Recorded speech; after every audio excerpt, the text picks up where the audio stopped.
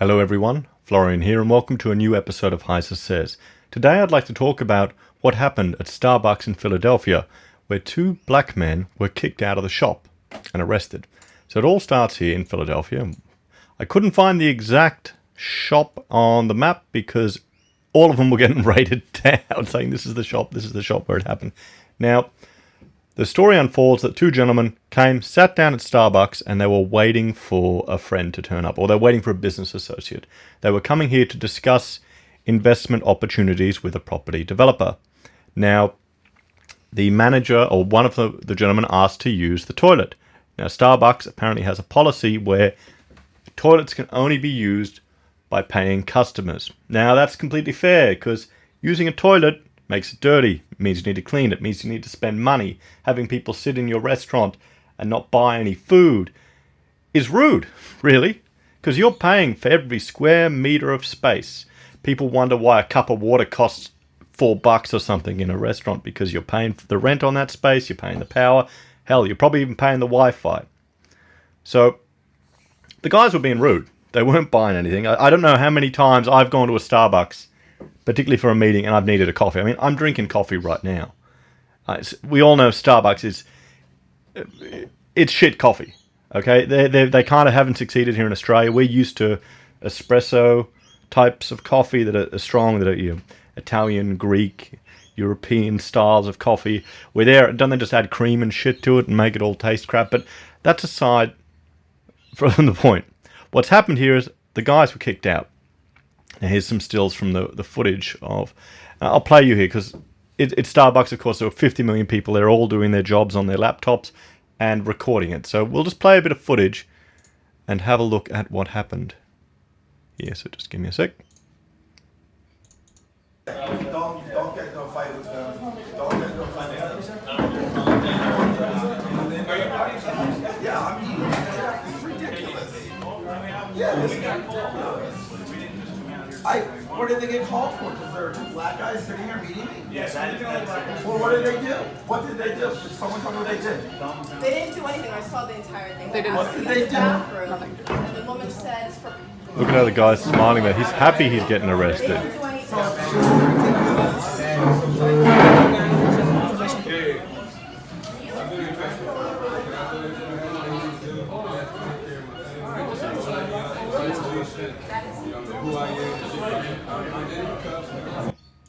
So I've also found some other footage of it from another area, and I'll just play this as we go. I'll make it a bit quieter because it's the same thing. Have a look at how the guys are just, they're sitting there, they're minding their own business, but they wanted to use the facilities.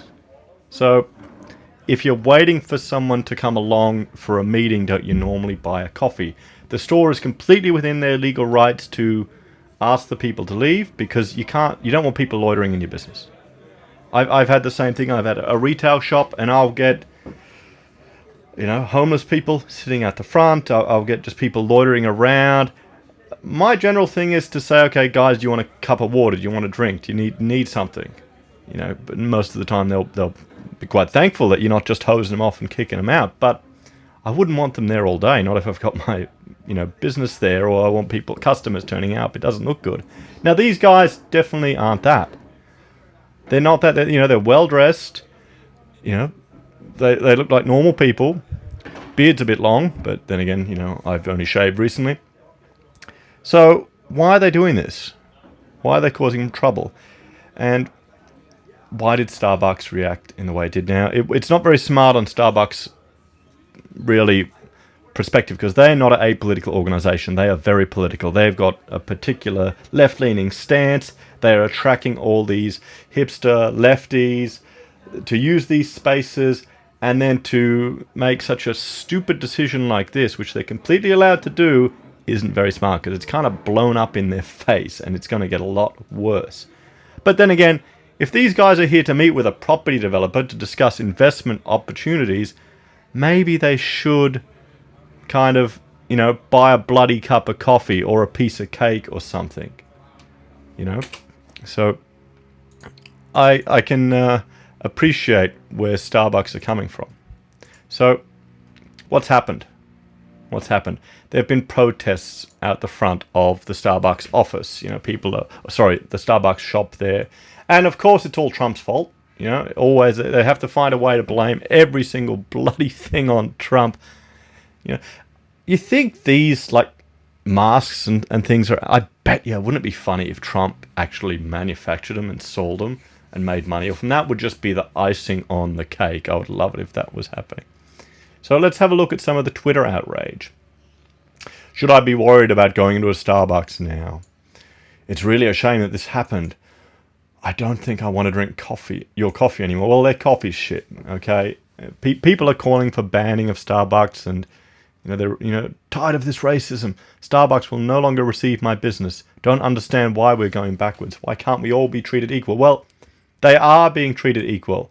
If you go into a business and you don't pay to use the space, to take advantage of the facilities, you can get kicked out. You can get kicked out. It's that simple. Nothing to do with the guy's race. They just didn't pay the outrageous $5 or $10, whatever it costs for a coffee or a piece of cake there, so they could wait and use the space. If they didn't want to pay, they should have met at a library. They should have met at a public park. They should have met maybe at their house. I don't know. You know, it does seem a bit odd. So the people here are saying that they're kicked out, for racial means. Everyone, calling the police to arrest two guys just for being there is not an incident. It's racism at its ugliest level. Well, no, they called the police to remove two people that had refused to leave because they're a private business and they have the right to do that. And that's why we pay for police. That's why we have them, to enforce that. Then the gentleman refused to listen to the police. That's why they were handcuffed. A copper tells you to do something, you say, yes, sir, no problem, sir. Or yes, ma'am. I'm 100% confident that as a white man in America, I could go into any coffee shop and sit for 2 hours without ordering anything and the police would not be called. Okay, I kind of don't believe that. I've rocked up to coffee shops. Maybe it's different here in Australia because there isn't the whole race thing as much as America, but I've rocked up to coffee shops and to have a breakfast with my wife and I.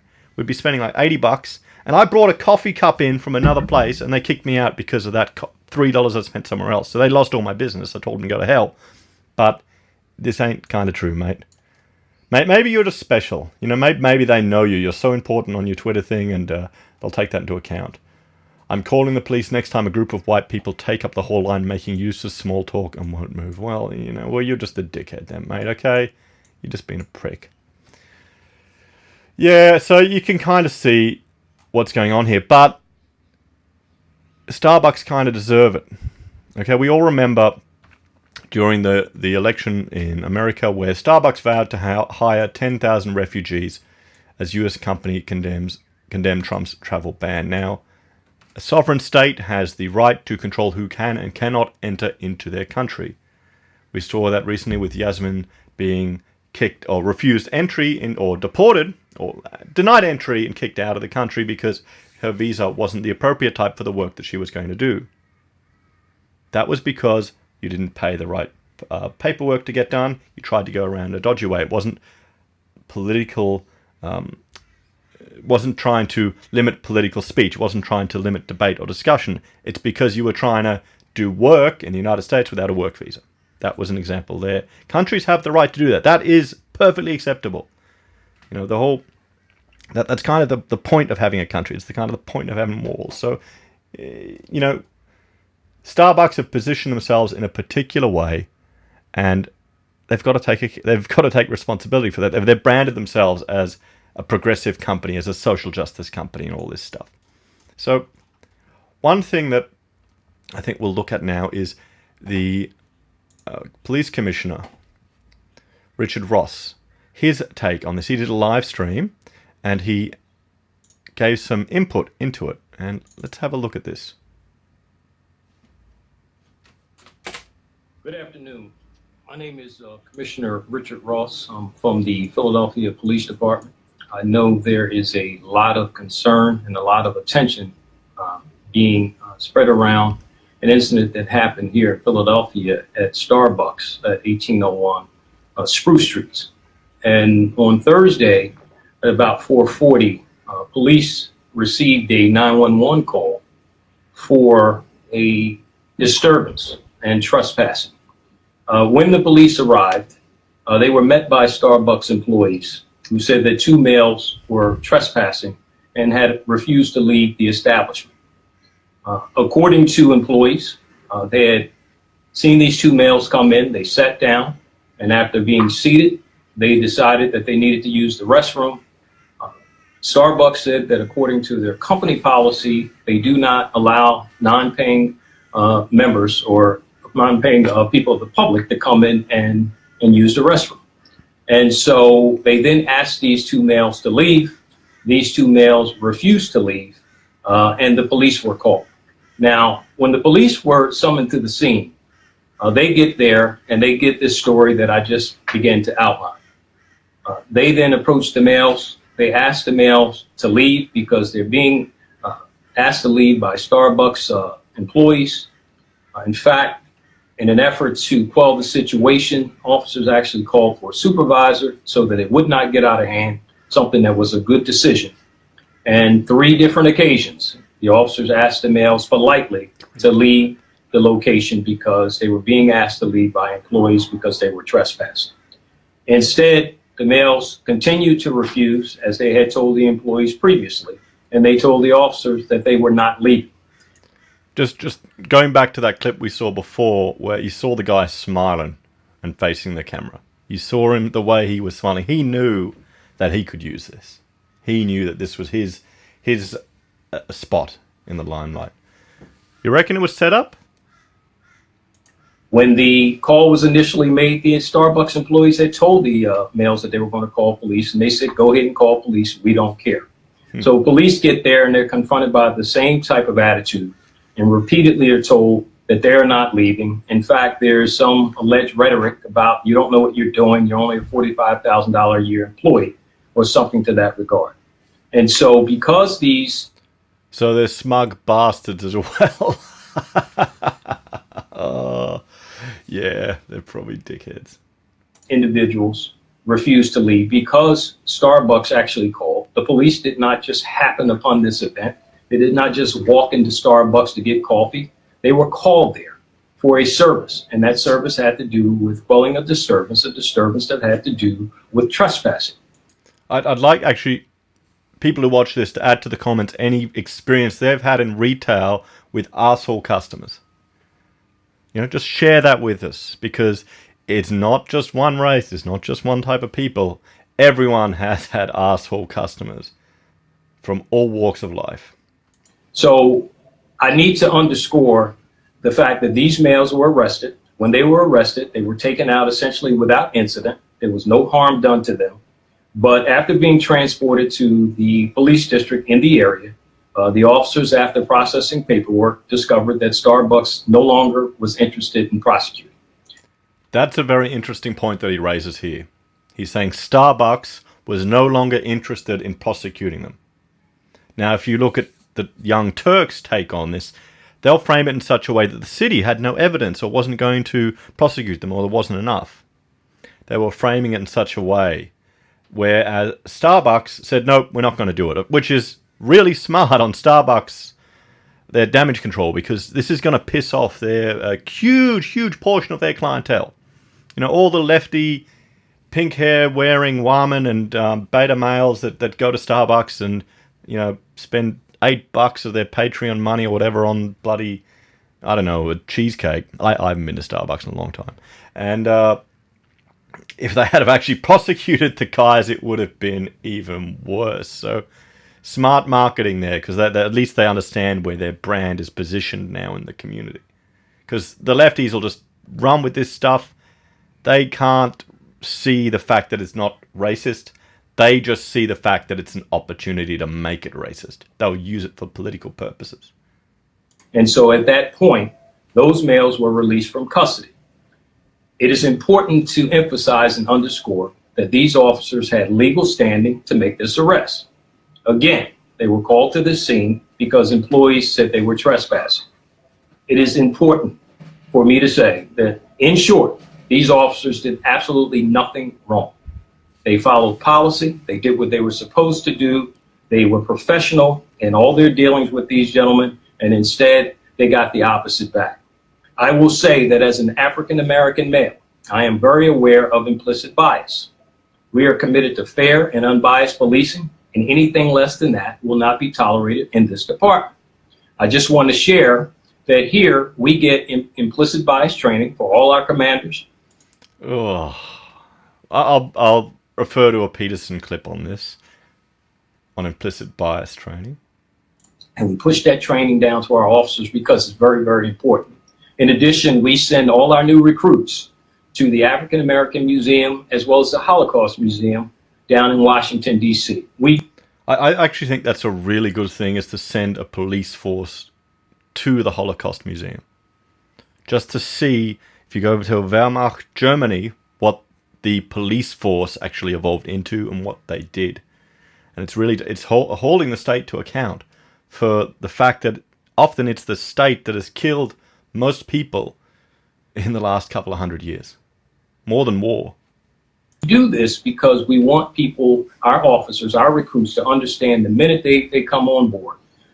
We want them to know about the atrocities that were in fact committed by policing around the world. This is important to us.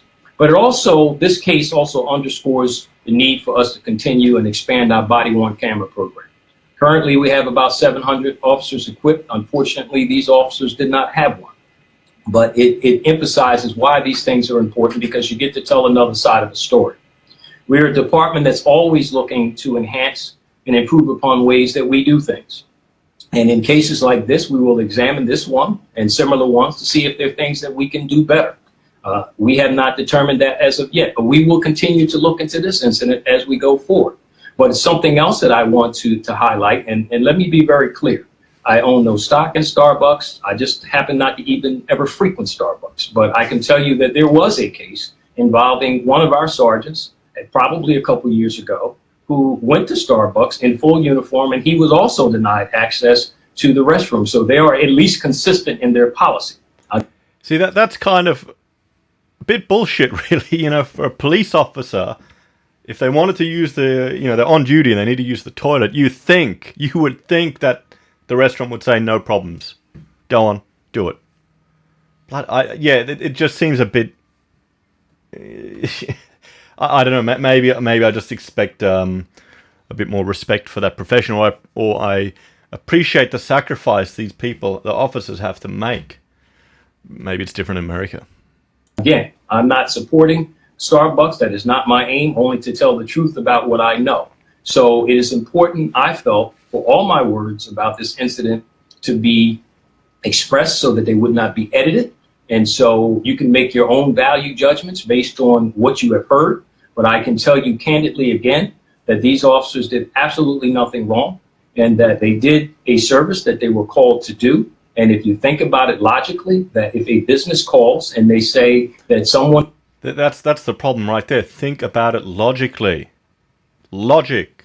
Rationality. That doesn't go with that side of politics at the moment. They're all living a bloody delusion. They're suffering from Trump derangement syndrome. Logic.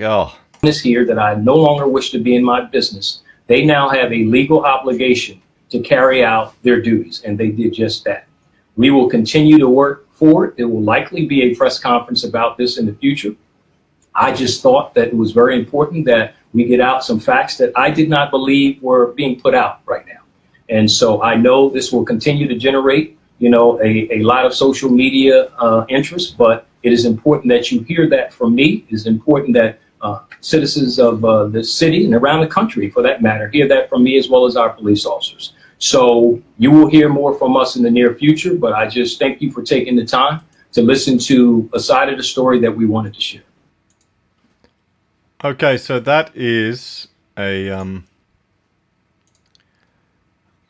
interesting perspective, and it is valuable to take on. I think it's fantastic that he took the time to put this up on Facebook in his own words, because you know what the media are like. They'll chop and change, they'll clip and take little bits, and he knows this is going to be used as a race issue.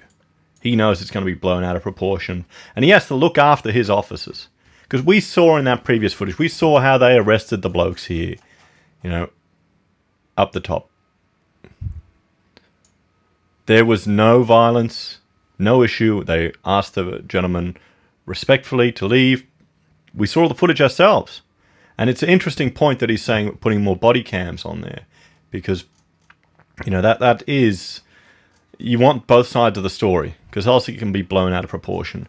And the more and more I start looking at these type of things, the more I realize the media will just play with things in a certain way to get your clicks, to get your clicks, to get your clicks. So what's Starbucks done? What's their response? So here, this is where it gets even worse. So from the Starbucks official Twitter, on the 29th of the 5th, Americans do their dates backwards for some reason. I don't know why. We'll close U.S. company-owned stores to conduct racial bias training to address implicit bias and prevent discrimination. We're taking a hard look at who we are as a company. We're ashamed and recognize that racial bias is a problem we must address. So how was it racially biased? Are they not asking, you know, are they allowing people of different races to use the coffee shop? Use the toilet? You know, they're addressing the criticisms. So they're going to close 8,000 stores. Wow, 750,000 partners. So this is going to cost them a fortune. Now, before we look at the video from the CEO of Starbucks, I had tried to find a rough idea of how much revenue this would lose. And we'll say international revenue. We'll just, for argument's sake, most of it's in America. So $19.2 billion revenue a year, divided that by 365, is $52 million. So say 40 million for America.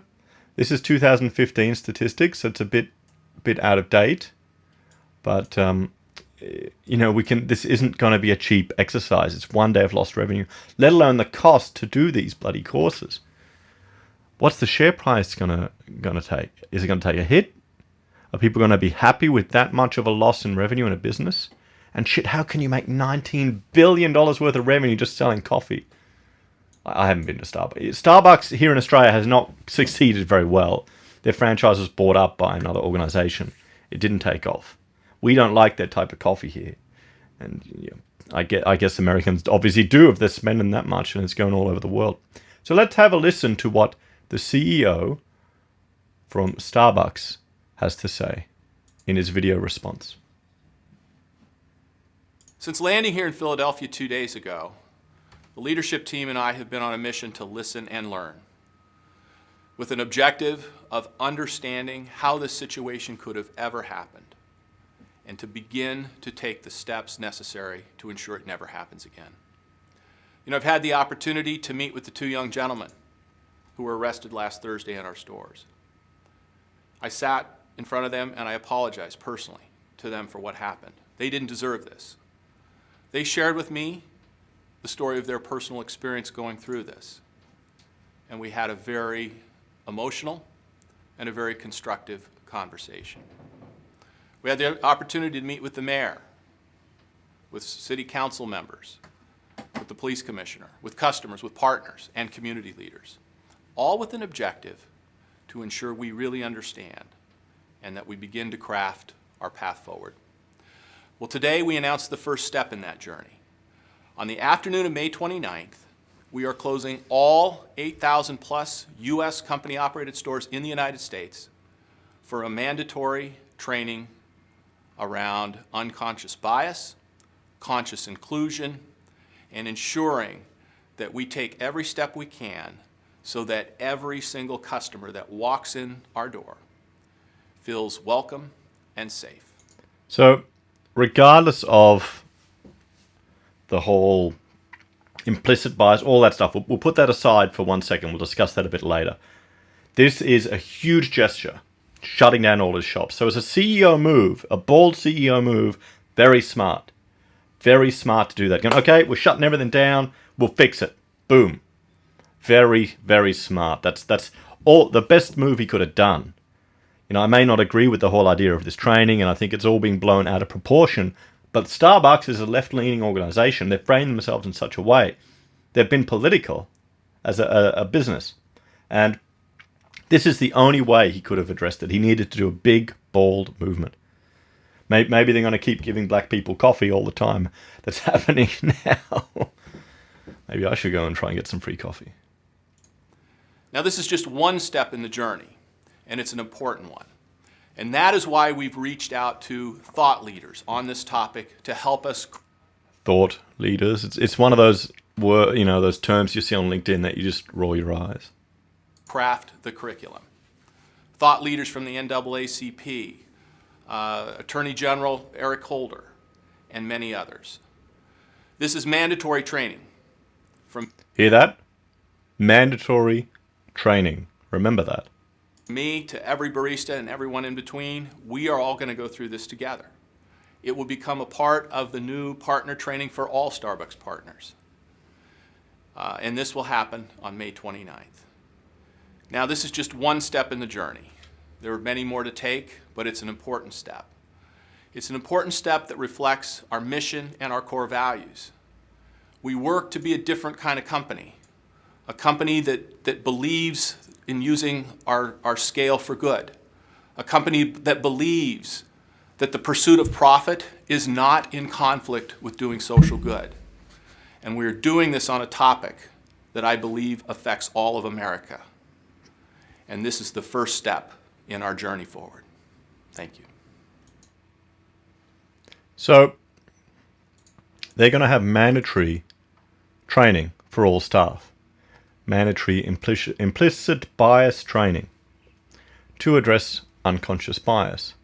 Now, I thought I'd look at a clip of Jordan Peterson addressing that to a Senate hearing or committee in Canada about anti-unconscious bias training.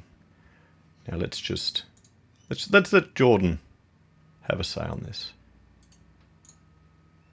Well, I have a profound objection to undergoing such training. In fact, I would flatly refuse under all conditions to undergo it.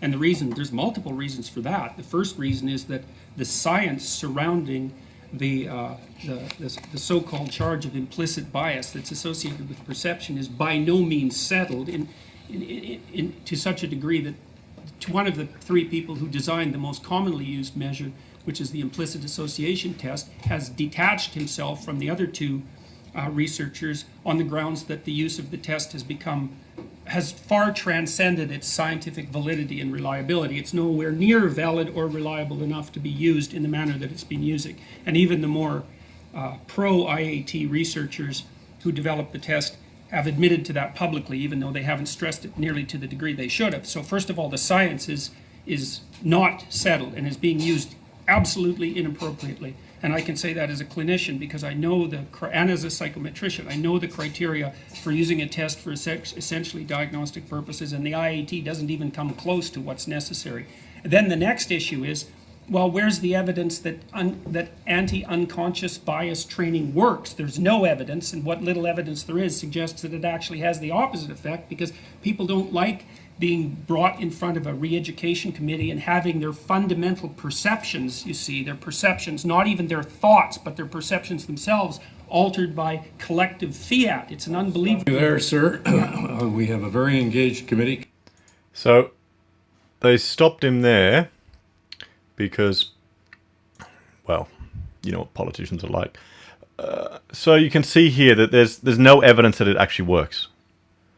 The people who are one of the authors of the testing process have stepped away from it. So why are Starbucks publicly advocating for this? We know why they're doing it, because they're down some left-wing bloody rabbit hole where people feel like this type of rubbish is necessary, but it's going to damage them in the long term. It has to. It's going to piss off all the sensible people working there. No one will want to go to it. Now, I want to look at an example from Campus Reform, where in December last year, a group of students were kicked out of a coffee shop. They were paying customers, but they were kicked out for wearing Make America Great Again hats. So they were Trump supporters, and they were kicked out. But before I go to that, I just want to... You think this person here in the background, you think they're a fan of Peterson just by looking that look on the face. Or maybe, honestly, they're probably bored out of their mind going to one of these things. So here's the article about the campus coffee shop evicts college Republicans from Safe Space. So members of the Fordham University College Republicans were asked to leave an on-campus coffee shop because their MAGA, Make America Great Again hats, apparently violated the shop's safe space policy. The self-identified president of the student club that runs the shop told the CR members that she was protecting my customers, explaining that you're wearing hats that completely violate safe space policy.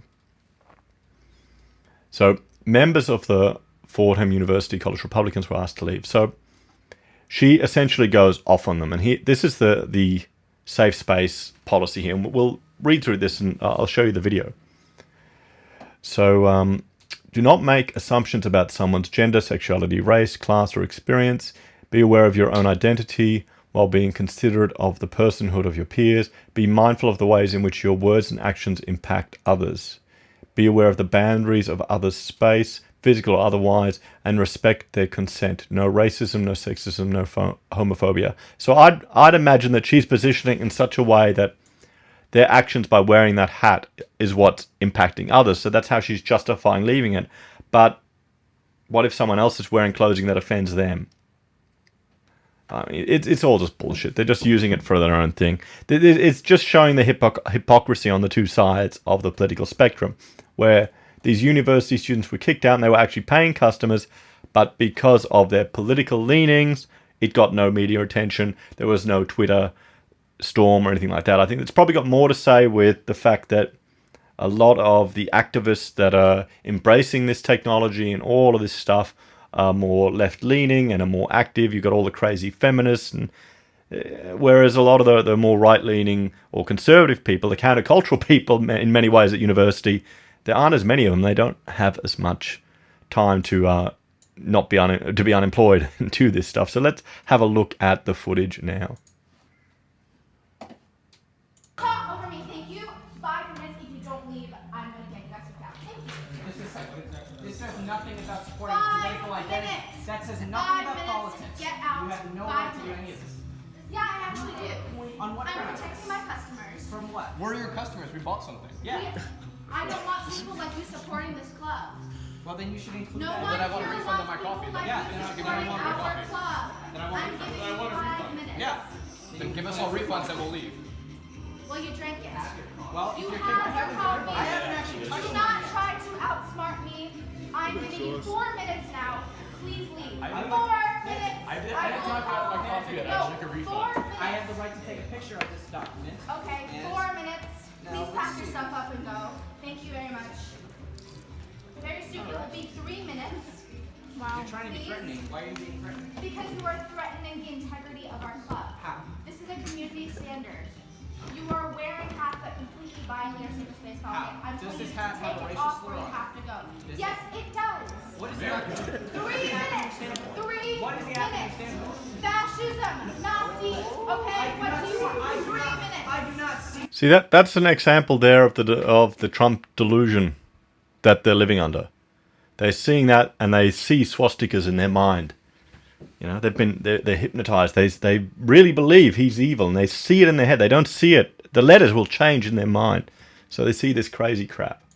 Fascism, Nazis on this hat. I see America. Minutes. 3 minutes. So that is an example of where it's happening from university. And here's the piece I may not have shown before, just where all the policies from them. So you can see, I mean, why are we surprised? I mean, pointing out the hypocrisies of the left, it's fun. I don't think it's actually going to be productive. I don't think it'll ever convince anyone to change. I'm concerned that Starbucks are implementing these policies, that they're bringing in some left, this type of training. I'm really worried. I understand why he's doing it. I can see how it's a CEO maneuver that he has to do. But I feel sorry for the conservatives and the reasonable people that are working in these organizations that are going to have, or that are working in Starbucks, that are going to have their assumptions challenged, and that they're going to be told they have to conform to this groupthink way of thinking. The fact that it's managed to weasel its way through human resources and all these other departments and thinking into this organization, because this guy, you know, he doesn't care. He's got enough money. He can just troll out this left crap, live in his gated community, and not put up with any of the consequences. So I think it'll be interesting to see where it all goes. I think we should watch the Starbucks share price for the next year. Let's see what happens. Let's see how this affects their staff. Let's see if people still want to work for this organization with this training and what comes out of it and how much it's going to cost. Maybe there's a business opportunity for us all there to make some anti-implicit bias training online. Well, thank you all for watching this episode of Heiser Says. I'll put a button to subscribe to my channel up here and some more videos over on this side. If you'd like to support me, I have Patreon, make a support. Please like, share this content. It really helps me out. Thank you all very much. Have a lovely day.